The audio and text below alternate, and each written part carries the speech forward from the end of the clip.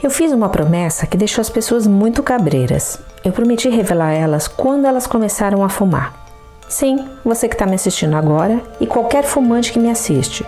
Eu topei esse desafio. Eu sei exatamente quando você começou a fumar e vou dizer a você. E as pessoas se perguntam, como ela pode saber? Ela não estava lá comigo? Isso é impossível. Então eu vou explicar como eu tenho essa informação. Para começar, eu vou dizer que eu vou cumprir essa promessa à risca. Eu vou mesmo revelar a você quando isso aconteceu.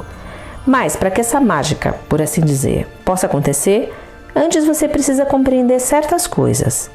Quando a gente era criança, ficava extasiado diante de uma mágica. Afinal de contas, era incrível que algo misterioso, algo que a gente não compreendia, pudesse acontecer diante dos nossos próprios olhos.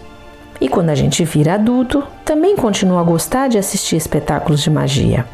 Hoje, como adulto, você sabe e entende que por trás da mágica existe um truque muito bem feito, cuja técnica você não tem acesso. Eu mesma às vezes preferia não ter o segredo revelado para que o encanto daquela mágica não se perdesse para mim. Você conhece aquela mágica onde você embaralha cartas de um baralho diante de seus próprios olhos, escolhe uma carta que só você vê, e então o mágico pede que você a coloque novamente no baralho, embaralha tudo de novo, e então ele abre o baralho e justa a carta que você escolheu salta para fora? É óbvio que o mágico não tem poderes sobrenaturais e não pode ler a sua mente, mas ele é treinado a identificar essa carta e acerta. Assim também eu tenho a resposta em relação a quando você começou a fumar. No caso do mágico, é um truque. No meu, é fruto de um grande conhecimento e uma longa experiência. Vamos falar um pouquinho de propaganda. Quando você entra no YouTube para assistir a um vídeo, você pula a propaganda, não pula? A gente quer assistir ao filme, é um saco ter que passar por aquelas propagandas. Mas não tem jeito. A gente espera o segundo exato de poder pular elas, clica ali para poder seguir para o filme, que é o que realmente a gente quer ver. Quando você assiste a um filme, ou notícias, ou novela, o que for, em uma emissora de TV, na propaganda provavelmente você troca de canal, ou vai ao banheiro, ou consulta o seu celular. Ou seja, as chances de você fugir daquela propaganda são grandes. É por isso que o futuro está cada vez mais na internet, na Netflix e não nas emissoras de TV abertas. As pessoas querem cada vez mais escolher o conteúdo do que assistem, na hora que quiserem. O mundo hoje não é mais o mesmo que quando a gente era mais jovem. E os anunciantes, as agências de propaganda, os veículos de comunicação sabem disso há muito tempo. Eles conhecem o seu comportamento muito mais do que você pensa. Nunca subestime eles. Eles são mais espertos do que você imagina. A propaganda continua, mas só que diferente e cada vez mais disfarçada. É o que a gente chama de propaganda subliminar. Você já ouviu falar da propaganda subliminar? Se nunca ouviu, presta atenção, porque você foi um dia e está sendo mais influenciado do que pensa a consumir vários produtos e, no que diz respeito a você em particular, a consumir cigarros. A propaganda subliminar é aquela em que você não sabe que está sendo submetido a ela. Porque quando você sabe que se trata de uma propaganda, quando ouve o plim-plim da Globo, por exemplo, ou quando você vê a propaganda passar antes do seu vídeo no YouTube, você se arma do seu senso crítico e analisa se aquilo te interessa ou não. Mesmo quando você está ciente de que está sendo submetido a uma propaganda, ainda assim você é influenciado. É essa a finalidade da propaganda. Agora, imagina quando você não sabe. Quando você é manipulado por alguém, sem saber que está sendo submetido a uma propaganda. Quando as suas defesas estão abertas e a publicidade apela de modo não ético aos seus sentidos mais elementares, mais básicos e instintivos, que disparam na sua mente uma resposta na direção exata que eles querem, que é fazer você consumir algo sem você ter ciência disso. A propaganda subliminar é poderosa porque apela para o seu subconsciente e faz você comprar a ideia de que consumir aquilo foi ideia sua e não influência de uma propaganda. Os estudos sobre a propaganda subliminar incrivelmente nos remetem a mais de 60 anos atrás. Em 1957, um exemplo famoso e controverso de mensagem subliminar foi realizado como experimento sobre um público em particular. Sim, pessoas foram cobaias nesse experimento sem saber. Pessoas que estavam em um cinema e que nem de longe sequer imaginavam que estavam fazendo parte desse experimento. A coisa funcionou assim. Um pesquisador chamado James Vicary, que você vê à esquerda da tela trabalhando em um rolo de filme, relatou ter realizado a seguinte experiência com 45.699 pessoas em um cinema.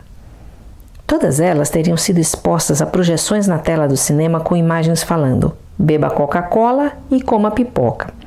O filme, como invenção, foi criado da seguinte maneira: imagens sequenciais que passam num rolo de acetato com 24 quadros a cada segundo em média para que você tenha ilusão de movimento. Ou seja, você precisa de 24 imagens fotografadas em sequência que juntas, uma após a outra, passando só em um segundo, fazem você ter a ilusão de que essa cena está acontecendo de verdade. Para quem não conhece, essa sequência do ano de 1878 do fotógrafo Edward Muybridge, utilizando cavalos, é famosa e ilustra essa ilusão. Cada foto após a anterior era batida uma fração de segundos depois, de forma que a pata do cavalo avançava um pouco mais, o corpo também, e a próxima imagem depois dessa um pouco mais, e assim por diante. Depois, o rolo do filme corria rápido numa imagem após a outra projetada numa parede ou tela e parecia que o cavalo estava realmente correndo. Repare que as fotos numeradas aparecem aqui embaixo do lado esquerdo de cada imagem. Até aí, nada demais. O olho capta as pequenas mudanças de quadro a quadro que, quando passados rápido diante dos nossos olhos, nos dão a ilusão de movimento. Essa é a premissa básica do cinema. Embora hoje tudo seja digital, foi assim que ele foi inventado. O que James Vicary fez naquele cinema com aquelas pessoas foi algo diferente. Ele resolveu substituir só um quadro de uma sequência de 24 quadros em uma determinada cena por outro quadro do filme com as frases "coma pipoca" ou "beba Coca-Cola", escrito sobre a cena do filme que estava acontecendo. Aqui você vê o quadro estático, mas quando passado numa fração de segundo numa cena em movimento, você realmente não percebe que a frase estava ali. Segundo Vicary, por causa dessa pequena mudança imperceptível, houve um aumento nas vendas de pipoca de 57,5% e de 18,1% de aumento nas vendas de Coca-Cola em relação às películas normais sem a propaganda oculta. Quando isso foi revelado publicamente, muitos criticaram a experiência e as pessoas questionaram se aqueles resultados foram reais ou não. Por não ter sido uma experiência ética, Vicary depois teve de se retratar e essa experiência virou algo bem controverso. O fato é que é muito simples fazer isso. Inserir um quadro no meio de vários e você nem perceber. Você não percebe a imagem a nível racional diante dos seus olhos, porque ela passa muito rápido, mas ela é de fato captada pelo seu olho, levada para o seu cérebro e devidamente processada. E aí aparece um pensamento do tipo: tô com vontade de tomar uma Coca-Cola, ou que vontade de comer uma pipoquinha. E assim, você compra a ideia do consumo desses produtos como sendo sua. A propaganda subliminar também pode ser uma imagem oculta em uma cena ou em uma fotografia, como essa da Coca-Cola, apelando para o apetite sexual, disfarçando o sexo oral dentro de uma pedra de gelo, conforme a imagem ampliada à sua direita. Ou essa dos cigarros Benson e Hedges, com a mesma intenção de associar ao seu produto um significado oculto, para vincular o cigarro que eles vendem o símbolo do macho, da conquista, do poder perante o seu cliente masculino. Repare na imagem à esquerda, onde existe um pênis disfarçado e sutil nas costas da mulher, bem onde o homem a abraça com a sua mão. Essa imagem subliminar passa exatamente essa ideia do macho dominante com seu pênis na mão. Veja no lado direito, quando submetido a um contraste de sombras um pouco mais forte, a imagem do pênis que é então revelada na mão do modelo. As próprias velas acesas no canto direito superior atrás dele remetem à imagem do pênis. E o próprio cigarro que sai do maço embaixo à direita lembra uma ereção. A gente poderia ficar aqui o ano inteiro falando sobre isso, e ainda ia ser pouco perto de toda a propaganda subliminar que foi jogada sobre você por décadas. Mas voltando para a experiência do cinema. Eu vou agora colocar ambas as imagens da pipoca e da Coca-Cola em 1/10 de segundo para você ver como até isso é rápido. Lá vai! Lembre-se que você viu agora o proporcional a um quadro em 10, ou seja, 1/10 de segundo. A imagem subliminar inserida na experiência de Vickery no cinema foi um quadro a cada 24, mais rápido ainda. Você não percebe a imagem passar 1 em 24, e nem precisa, porque o apelo não é para o seu racional que está alerta, e sim para o seu subconsciente. Por isso é chamada de subliminar, captada e assimilada abaixo do limiar da consciência. Eu vou deixar ambas as imagens aqui agora novamente, agora congeladas. Ao ser submetido a uma visualização rápida te instigando a comprar pipoca ou Coca-Cola sem saber, como elas disparam algo no seu cérebro de forma subconsciente, você é levado a acreditar que está com vontade, se levanta e vai comprar pipoca e Coca-Cola. É claro que a propaganda subliminar foi proibida, ela é antiética mesmo, para não dizer suja. Ela é absolutamente manipuladora e ninguém gosta de ser manipulado. É por isso que é importante que você a conheça, para ficar esperto e saber que mesmo pulando a propaganda, pode estar sendo exposto a ela de maneiras muito, muito sutis e ainda mais eficazes, sem saber. Pode ser no meio de uma cena de um filme que você nem imagina, num videogame, etc. E para poder responder quando exatamente você começou a fumar, eu primeiro preciso trazer a você uma análise do filme Alice no País das Maravilhas, realizado pelos estúdios Disney em 1951, coalhado de imagens subliminares com o poder de influenciar crianças a começar a fumar. É para ficar de queixo caído mesmo.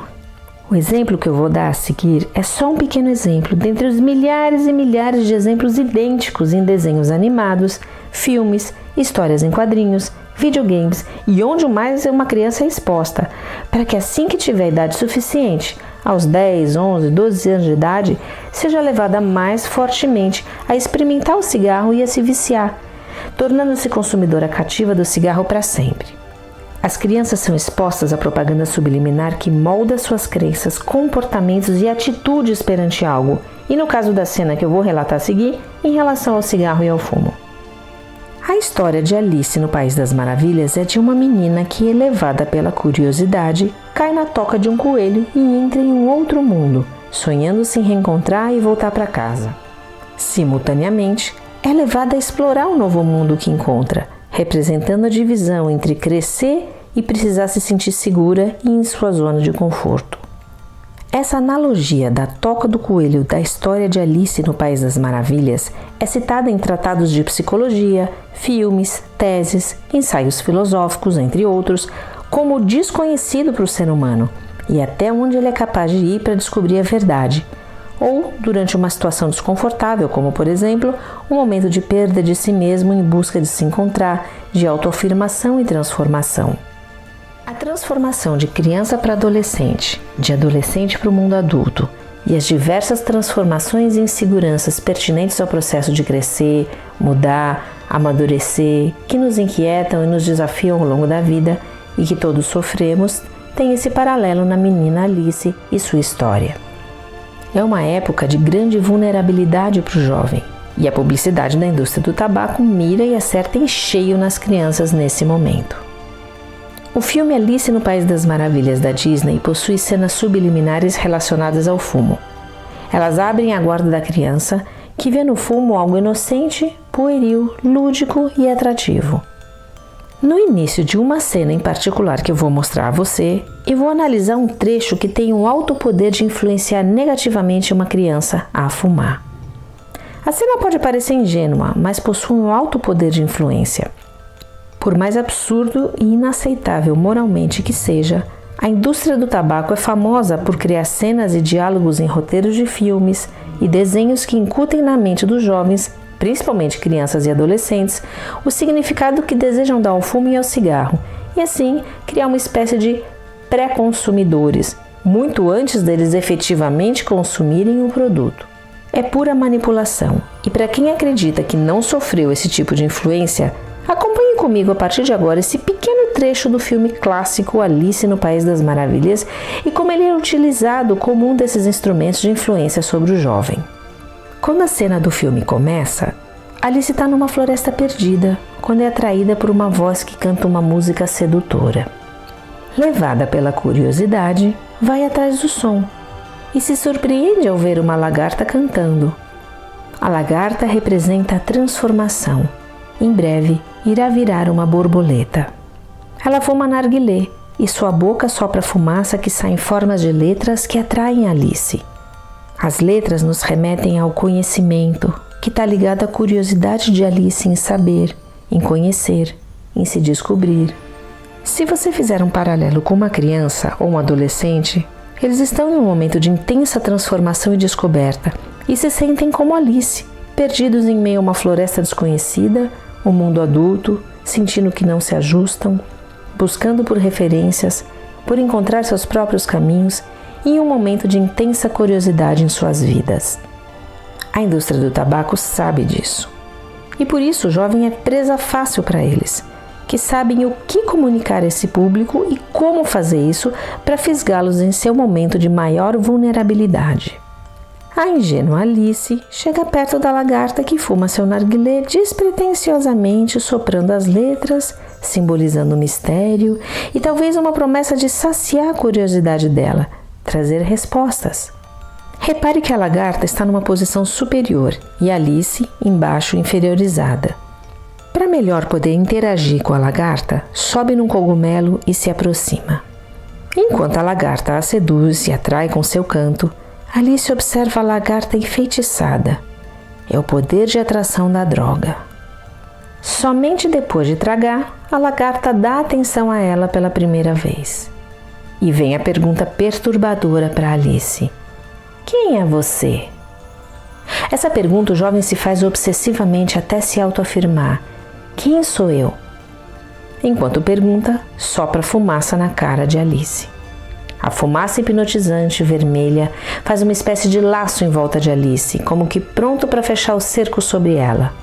É uma analogia à droga nicotina nos prendendo de forma sedutora no início com as suas primeiras tragadas. A lagarta pede que Alice se posicione, se defina, se explique, e Alice não consegue.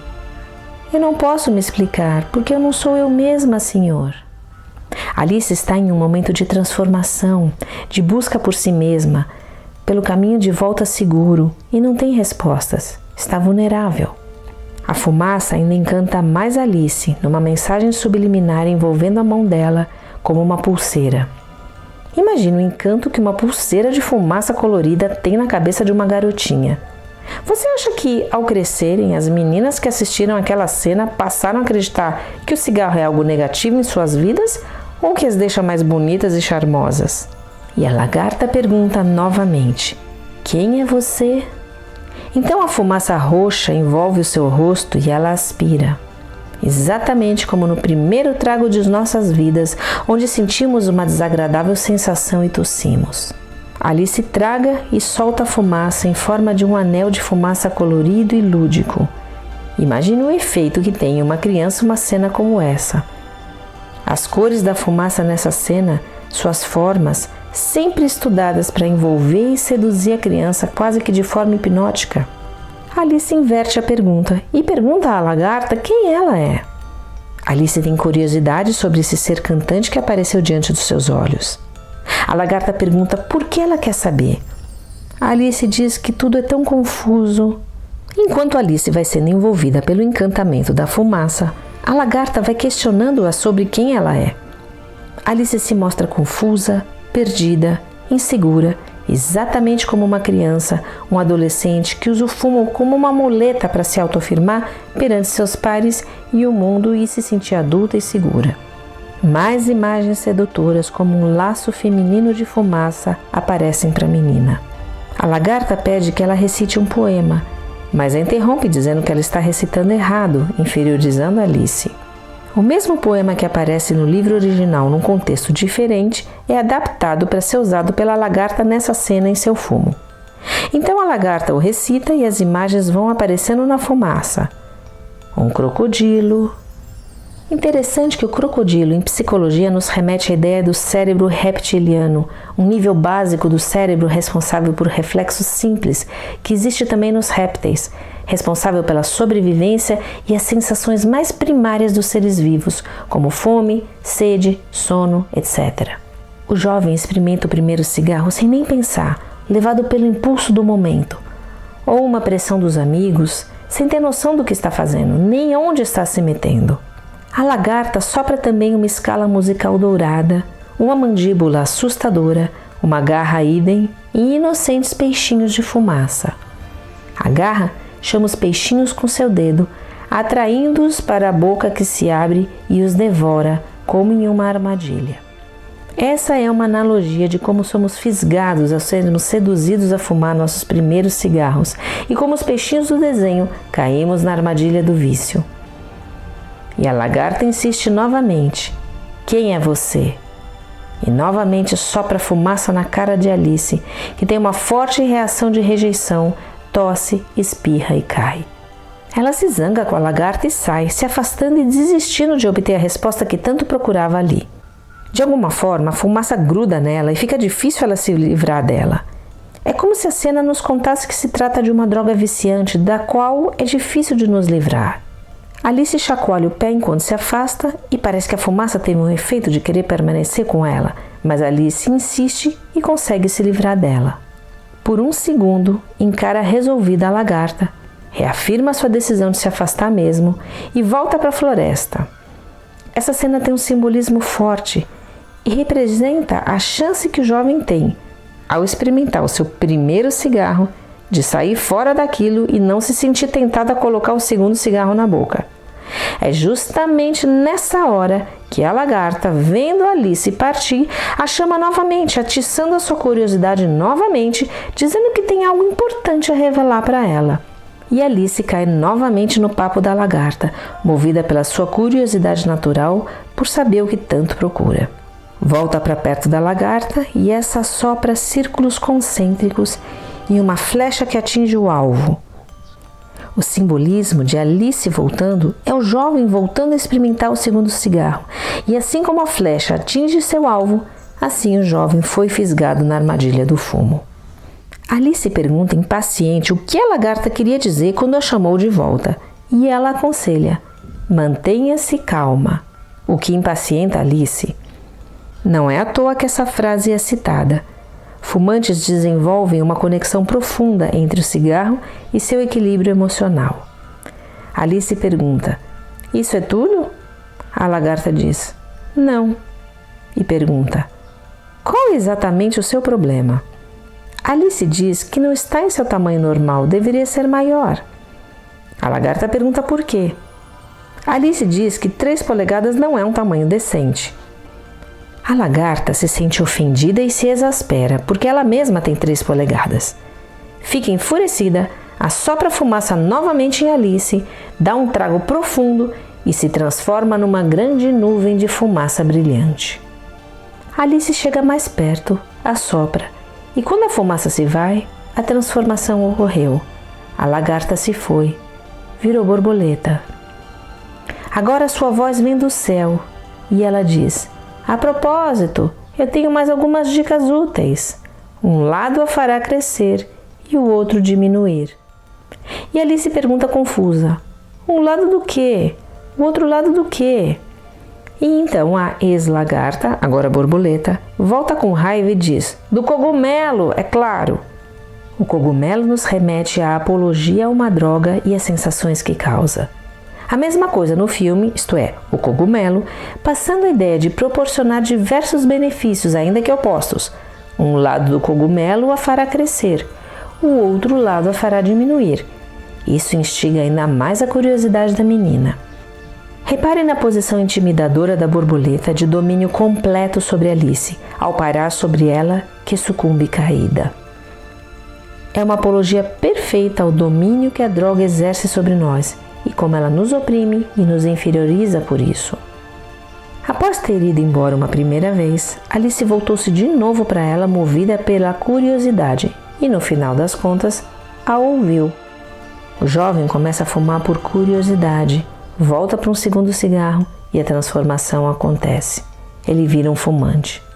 No final da cena, a borboleta parte, considerando sua missão cumprida. Alice no País das Maravilhas é só um pequeno exemplo de como o fumo pode entrar na cabecinha das crianças através do imaginário. Há milhares de outros exemplos em outros filmes, desenhos gritantemente coalhados de incentivo ao fumo nos desenhos e filmes de nossa infância, na forma de uma propaganda velada que de forma covarde não se revela porque está lá com um único propósito: nos pegar com as defesas abertas para conquistar um futuro público cativo. Você pode se questionar se a cena não foi um ato de ingenuidade dos estúdios Disney, ao invés de uma apologia ao cigarro. Afinal de contas, no ano em que o filme foi lançado, 1951, o fumo era totalmente diferente da forma como é visto hoje, e na história original do escritor Lewis Carroll, lançada em 1865, a cena emblemática da lagarta fumando narguilé já existia. Mas embora no livro original a cena da lagarta fumando narguilé e interagindo com Alice tenha existido, ela em nada se compara às imagens fortes de associação com o fumo e de incentivo ao fumo nas crianças altamente sedutoras que foram adicionadas ao filme dos estúdios Disney, que você viu com seus próprios olhos. Talvez você tenha se esquecido de todos os personagens infantis que viu fumando quando era criança, mas eles estavam lá. Praticamente todos os personagens que você viu quando criança apareceram em cena-chave fumando muitas e muitas vezes. Mickey Mouse, Pato Donald, o Guinho, Zezinho, Luizinho, Tom e Jerry, Pateta, etc. E criaram em você uma ideia sobre o cigarro e sobre o fumo que lhe ajudaram a roubar de você a proteção contra esse veneno e a rejeição que naturalmente você teria por natureza contra ele. Digo ajudaram porque os filmes, desenhos e propaganda da sua infância não foram os únicos que te influenciaram a se abrir para experimentar um cigarro. É claro que houveram outras influências, mas essas aqui foram fortes. E aí vem a resposta que eu tanto prometi a você. Com que idade você começou a fumar? Você certamente não começou a fumar quando colocou o primeiro cigarro na boca, ainda que não o tenha tragado. Nem tampouco começou a fumar quando deu o primeiro trago. Nem certamente começou a fumar de verdade quando passou a comprá-los, como muitos consideram.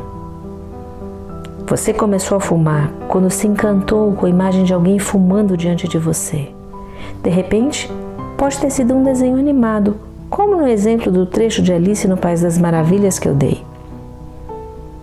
Ou quando viu um adulto ligado a você que fumava, e esse adulto pode ter sido um pai, uma mãe, um professor que você admirava, ou alguém que você queria conquistar. Eles te passaram a ideia de que esse cigarro era importante em suas vidas. Você transferiu as qualidades que essa pessoa possuía e o sentimento que tinha por ela ao cigarro que essa pessoa fumava, começando a criar um laço emocional com um objeto que não possuía essas qualidades. Essa pessoa também pode ter sido um amigo ou uma amiga, um irmão ou irmã mais velhos. Quando você achou que ficaria mais adulto ao colocar aquele cigarro na boca, ou mais charmoso, confiante. Você começou a fumar exatamente quando comprou a ideia de que naquele cigarro havia algo de bom. Então, fatalmente, a ideia de experimentar ele um dia lhe apeteceu e ficou perdida em algum lugar no fundo da sua mente. As pessoas que têm uma ligação emocional conosco são a maior fonte de propaganda do cigarro, são nossas maiores influências. E, para arrematar, a propaganda em si, disseminada pela indústria do tabaco que sempre visou os jovens, te fisgou com seu toque de mestre. Uma propaganda oculta, focada em você criança, e que ajudou a criar tudo o que você acredita que o cigarro representa na sua vida até hoje. Uma propaganda que entrou no imaginário de milhões de crianças, como no exemplo dessa cena de Alice no País das Maravilhas, e em milhares e milhares de outras propagandas do cigarro, em outros desenhos e filmes que você nem lembra.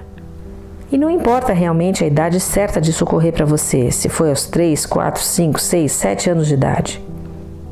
Porque muito antes de acender o primeiro cigarro da sua vida, digamos assim, você fumou ele na sua mente, sem saber. E foi naquele momento que você se viciou. Você já parou para pensar quanta propaganda, subliminar ou não, foi exposto na sua vida desde a mais tenra idade? Especificamente em relação ao cigarro, já parou para pensar que foi manipulado a desejar ele, consumir ele e acreditar que ele era bom para você? E assim alimentar uma indústria que te explorou de forma antiética por toda uma vida? E que seus pais, avós, gerações que precederam a sua também sofreram essas influências negativas? Para quem pensa em parar de fumar, ou gostaria, ou precisa parar de fumar, é fundamental entender isso. Existem duas dependências para todo fumante. Uma é a dependência física, que tem menor importância. A outra, a dependência psicológica, a dependência mais importante nesse vício. Se você fumou o primeiro cigarro aos 11, 13, 15 anos ou mais tarde, isso é irrelevante. Essa é só a parte da dependência física que começou para você. A dependência psicológica do cigarro foi criada e moldada ao longo de toda a sua vida, antes de você se dar conta. Foi ela a primeira que começou, muito antes de você fumar o primeiro cigarro. Foi ela a primeira que disparou o gatilho do vício em você. E porque foi ela o que primeiro começou com tudo, é ela que tem que ser eliminada primeiro, para que você pare de fumar corretamente. Eu espero que você tenha compreendido com esse vídeo a entender quando de verdade você começou a fumar. A compreensão dessa resposta é muito importante para a trajetória da sua libertação do cigarro. Porque quando você entender o truque do fumo, a mágica dele vai perder a graça para você. E uma outra mágica incrível vai poder acontecer: a mágica da sua libertação.